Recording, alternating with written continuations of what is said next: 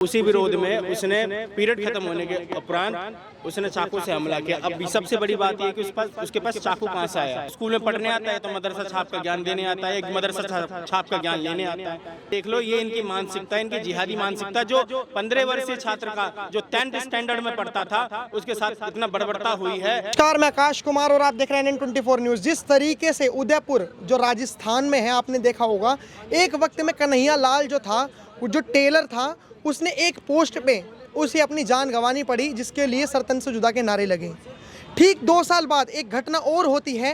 देवराज माझी जिसका नाम है, जो बच्चा 15 साल का था, वो स्कूल में उसका भी कत्ल हो चुका है, उसकी भी हत्या हो चुकी है। आखिर ये हत्या करने वाले लोग हैं कौन और इस हत्या के पीछे क्या साजिश है? हमारे साथ शुभम हिंदू हैं और ये बताएंगे बखूबी कि किस तरीके से, क्या ये प्लानिंग थी या फिर ये एक नासमझ वाली जो आपस में बच्चे लड़ते रहते हैं, ये नासमझ वाली चीज़ें हो गई। क्योंकि अगर नासमझ में चीज़ें होती तो शायद वो चीज़ हत्या तक नहीं पहुंचती, लेकिन अब हुई है तो जानेंगे भी इनसे। नमस्कार सर, जिस तरीके से आपने देखा कि उदयपुर में घटना हुई, पहले बात तो हम ये जानना चाहते हैं, हमारी दर्शक जानना चाहते हैं कि घटना हुई कैसे, इसका मतलब जो बेसिक चीज़ें हैं। बेसिक चीज़ है कि वो 10th क्लास के छात्र थे, दोनों ही छात्र थे, चाहे वो हिंदू चाहे मुसलमान हो, वो छात्र अध्यापक की नज़र में सब सेम थे। हाँ। ठीक है, हुआ क्या था कि सुबह पीरियड का टाइम था। ठीक है, क्लास स्टार्टिंग ही हुई थी। हाँ। तो उस छात्र जो आयन खान नाम है, हाँ। उसने माझी नाम के छात्र से, आधी रात जो माझी नाम है उसका, जो 15 वर्षीय छात्र है, 10वीं क्लास में पढ़ते थे, आयन खान ने उससे पेन मांगा कुछ काम के लिए। ठीक है, इमरजेंसी में नहीं दे पाया कि वो भी कुछ काम कर रहा होगा, उसने मना कर दिया कि मैं अभी नहीं दे सकता, मैं बाद में दे दूंगा, अभी नहीं दे सकता। तो उसी विरोध में उसने पीरियड ख़त्म होने के उपरांत उसने चाकू से हमला किया। अब सबसे बड़ी बात यह कि उसके पास चाकू कहाँ से आया? प्रशासन, ये जो प्रशासन है, स्कूल के लोग हैं या कि झक मार रहे थे कि वहाँ पे देख नहीं सकते, वहाँ पे चेकिंग भी होनी चाहिए बैग के, जो भी है कोई भी छात्र जो लेके आता है हथियार वगैरह, ये स्कूल में अलाउ कैसे होता है? मेरे को तो लगता है कि ये फिर वो मदरसा छाप वाला है, या तो स्कूल में पढ़ने आता है, या तो मदरसा छाप का ज्ञान देने आता है, या मदरसा छाप का ज्ञान लेने आता है। ठीक है, तो उस छात्र का हत्या हो गई। और मेरे रक्षाबंधन के एक दिन पहले ही ये बात हुई थी। रक्षाबंधन में उसकी बहन इंतज़ार कर रही थी उसका कि मेरा भाई मेरा राखी बांधने के लिए आ रहा है, राखी बंधवाने के लिए। उस छात्र का निर्मम तरीके से हत्या करी गई, सिर्फ एक पेन को मना करने की वजह से। ये देख लो, ये इनकी मानसिकता, इनकी जिहादी मानसिकता, जो 15 वर्षीय छात्र का जो 10th स्टैंडर्ड में पढ़ता था उसके साथ इतना बर्बरता हुई है, उससे वो आयन खान नाम के छात्र।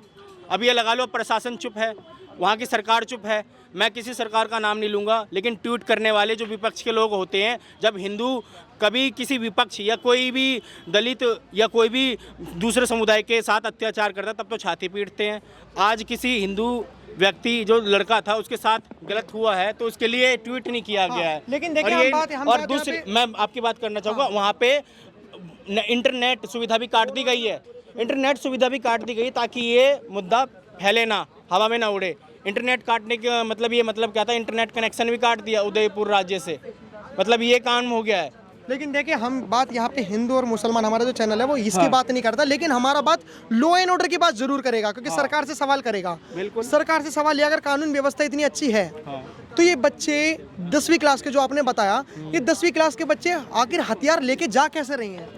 मैं वही तो कहना चाहता हूँ, स्कूल प्रशासन से, स्कूल के अध्यापक से, जो प्रिंसिपल है वो करते क्या हैं वहाँ पे ना? मतलब ये लगा लो, उनका जो भी उनका कल्चर होता है, डेली का रूटीन होता है, तो उनको चेक भी करना चाहिए ना। बस बस्ते में चेक, चाहे कोई भी हो, स्टूडेंट, विद्यार्थी हो, कोई भी नशे का पदार्थ हो सकता है, या कोई भी चाकू, हथियार जैसे चीज़ें, वो चेक करनी चाहिए। ये स्कूल की जो अध्यापक है, उनके प्रिंसिपल की गलती की वजह से ये चीज़ें हुई है, वरना उसकी जान बच सकती थी। और उसने पेन के लिए मना किया। यार एक बताओ, अगर वो ये लगा लो, उसने किसी मजहब के ऊपर तो गलत नहीं बोला था, उसने कभी उसके नाम के ऊपर टिप्पणी नहीं करी, उसने पेन के लिए मना किया था, तो इतनी बड़ी सज़ा उस 10वें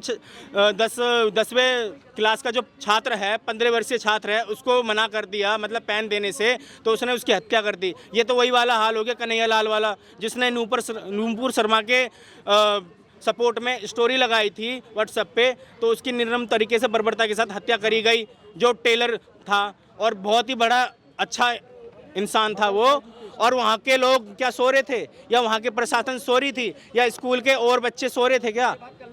लेकिन अब मैं यही चीज़ जानना चाहता हूँ कि कंपनसेशन, क्या आप उम्मीद रखते हैं कि जो बीजेपी की सरकार राजस्थान में बनी, क्योंकि पहले जो सरकार थी वो कांग्रेस की सरकार थी, आज बीजेपी की सरकार है, तो ब्रजलाल मोहन जो हैं वो क्या कंपनसेशन देंगे? क्योंकि कन्हैया लाल के बेटे को 50 लाख रुपया और 1 करोड़ रुपया कपिल मिश्रा जो हैं, जो हिंदुओं का सिस्टम चलाते हैं, उनकी तरफ से आया था, और 50 लाख रुपए लगभग सरकार की तरफ से आया था।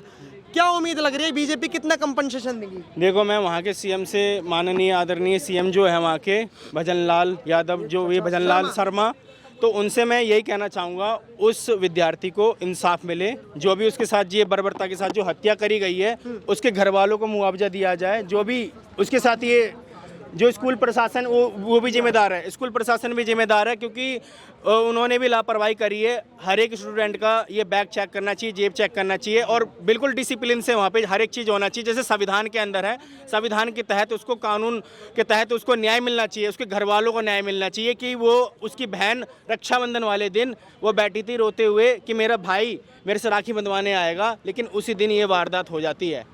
ये दुर्भाग्य अपने भारत देश का, राजस्थान का, जिसे हम बप्पा रावल की मातृभूमि कहते हैं, राणा सांगा की मातृभूमि कहते हैं, महाराणा प्रताप की मातृभूमि कहते हैं, पृथ्वीराज चौहान की मातृभूमि कहते हैं। वहाँ बहनों के साथ भी गलत होता है, वहाँ हिंदू भाइयों के साथ भी गलत होता हुआ आ रहा है। आप ये लेकिन मैं एक चीज जरूर जानना चाहूंगा, और हमारी जो जनता है वो भी जरूर जानना चाहती है कि जैसे अभी रायबरेली में राहुल गांधी जी गए और उन्होंने कहा कि तुम दलितों की आवाज नहीं उठाते हो, वो जो आप बता रहे हो, माझी नाम क्या बताया आपने? माझी आदित्य राज, देवराज माझी।